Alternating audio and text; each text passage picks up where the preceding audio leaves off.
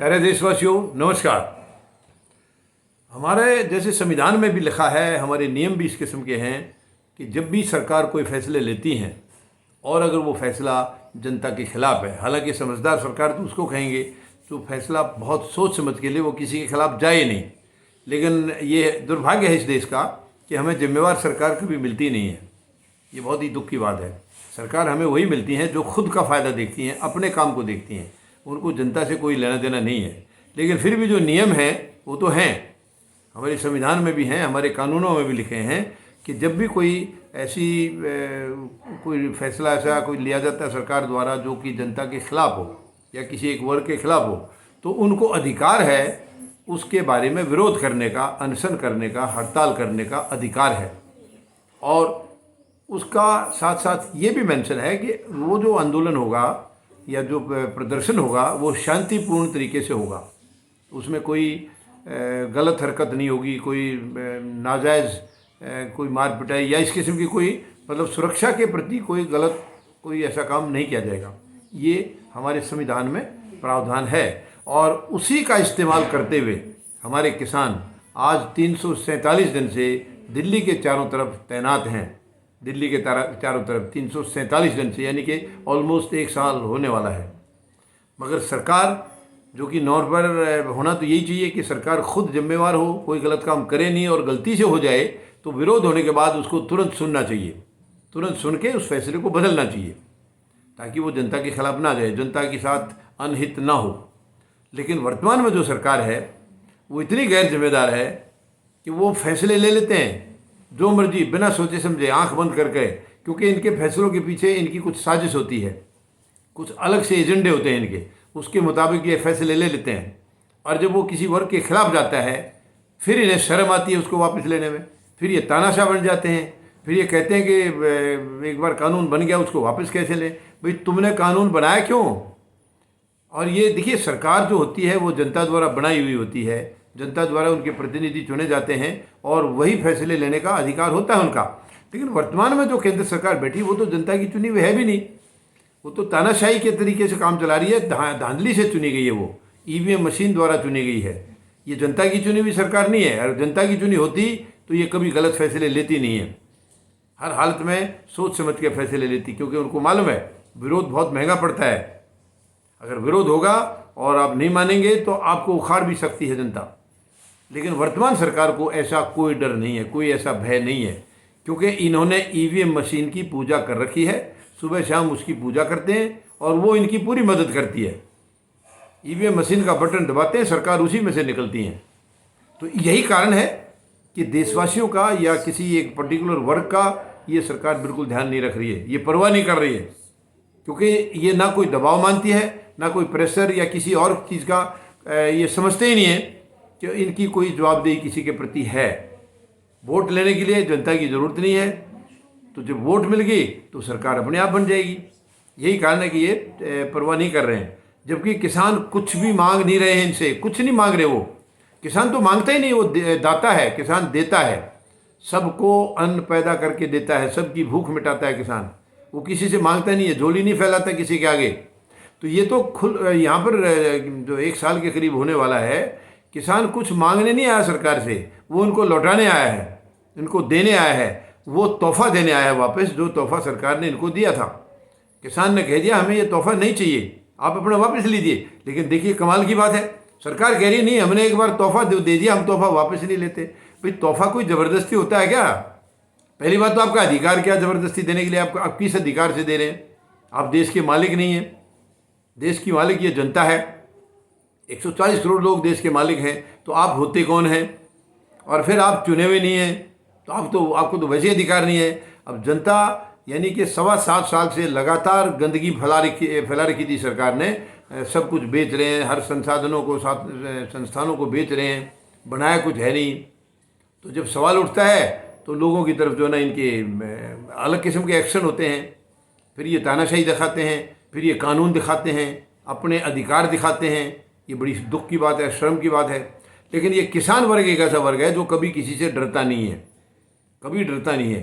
किसान जो काम करता है क्योंकि उसको मालूम है, वो अपने फ़र्ज़ को समझता है देशवासियों के प्रति, और यही वर्ग सबसे ज़्यादा मैं समझता हूँ अनुशासित भी है कि ये अपने फ़र्ज से कभी पीछे नहीं हटता। किसान का धर्म है कि वो पूरे देशवासियों को अन्न पैदा करके दे, उनकी भूख मिटाए, वो अपने धर्म पर कायम है। लेकिन सरकार साजिश कर रही है कि किसान के इसी धर्म को वो नकारते हुए वो तानाशाही के तरीके से किसान को गुलाम बनाने की सोच रहे हैं। और इसके पीछे साजिश है कॉरपोरेट हाउसेस की।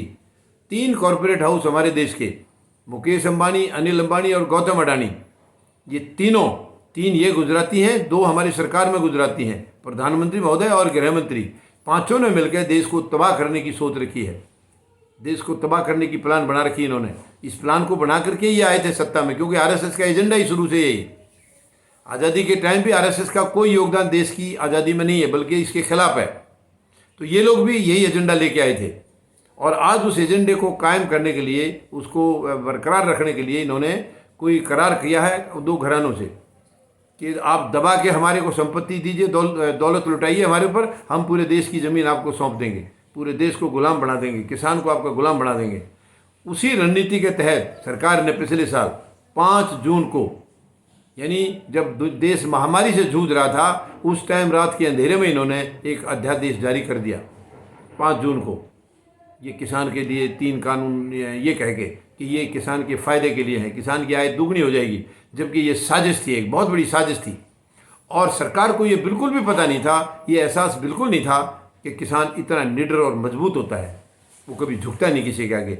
धिक्कार है इस सरकार को जो अपने किसान की प्रवृत्ति को नहीं जानते, अपने किसान के स्वभाव को नहीं जानते, किसान की नीयत को नहीं जानते, तो इनको शर्म आनी चाहिए। किसान कभी झुकता नहीं है, कभी बुरा नहीं करता किसी का, लेकिन डरता भी किसी से नहीं है। ये सीना तान के खड़ा हो जाता है। वही कारण है इस सरकार की तानाशाही के आगे आज किसान खड़ा हुआ है। और किसान को वहाँ खड़े होकर के आज 347 दिन हो गए हैं, यानी ऑलमोस्ट 1 साल होने वाला है, और टस से मस किसान नहीं हो रहे हैं। और आखिर में सरकार को झुकना होगा। अपनी मट्टी पलीत करा चुकी है सरकार, और शायद कुछ कमी है तो और करा लेगी। कराने के बाद ये कानून तो रद्द इनको लेने होंगे, क्योंकि कानून, ये देश की जो सत्ता है, ये गलत तरीके से हथिया रखी है, तो इनके कानून की कोई मान्यता नहीं है। देश की जनता सर्वोपरि है। जो देश की जनता समझती है कि ये चीज़ गलत है, तो सरकार कौन होती है उसको वापस ना लेने वाली? सरकार को हर हालत में लेना होगा। सरकार इस देश की जनता के नीचे है, ना कि सरकार के नीचे जनता। बिल्कुल नहीं ऐसा। अगर ये ऐसा सोच रहे हैं तो ये बहुत गलत सोच है इनकी।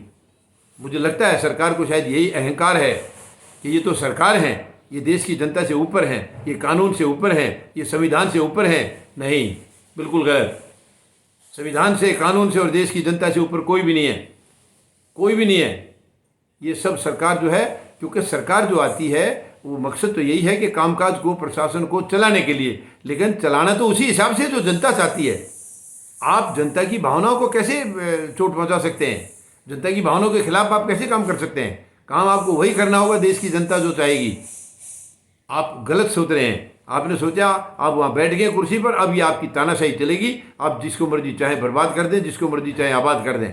नहीं होगा, ऐसे नहीं होगा। प्रधानमंत्री महोदय, ये आपके लिए चेतावनी है। संभल सकें तो संभल जाइए, वरना देश की जनता आपको खुद संभाल देगी। वो समय अब नज़दीक आ गया है, अब ज़्यादा दूर नहीं है, ज़्यादा दिन नहीं बचे हैं आपके। अब ये 2022 में चुनाव आने वाले हैं, ये आपको दिखा देंगे कि आप कहाँ खड़े हैं।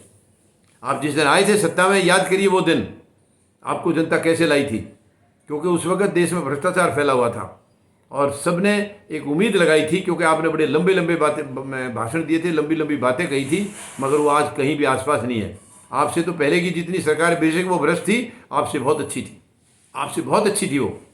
कम से कम इतनी गंदगी नहीं थी, इतनी तानाशाही नहीं थी। आज तो आप का ये कहना है कि जो आप कर रहे हैं वो सही है, बाकी सारी जनता गलत है, पूरा देश गलत है। कैसे हो सकता है ये? तो मेहरबानी करके या तो आप संभलिए, वरना जनता आपको संभाल देगी। 347 दिन से किसान लगातार बैठे हैं, और कितने शांतिपूर्ण तरीके से बैठे। दुनिया में ये मिसाल है, वर्ल्ड में ये आंदोलन एक मिसाल के तौर पर है। Guinness book of world record में ये दर्ज हो गया है। इतना लंबा आंदोलन, 3 शर्तें इसकी, इतना लंबा आंदोलन और इतनी लंबी संख्या और इतना शांतिपूर्ण तरीके से, ये 3 चीज़ें ये देखने लायक हैं। ये मिसाल कायम की है किसानों के आंदोलन ने। आज तक किसानों ने कोई गलत हरकत नहीं की, क्योंकि वो बहुत सुशील स्वभाव का होता है, बहुत शांत स्वभाव का होता है किसान। और अपने शांत स्वभाव का पूरा परिचय दिया है 1 साल के दौरान। लेकिन सरकार ने अपनी मानसिकता कितनी छोटी है, इनकी कितनी गिरी हुई मानसिकता है, सरकार ने वो परिचय दिया है और अभी भी डटी हुई है अपने उसी गलत मानसिकता पर। कोई बात नहीं, अगर ये इस तरीके से सरकार नहीं मानेगी तो हम सरकार को बाहर करेंगे।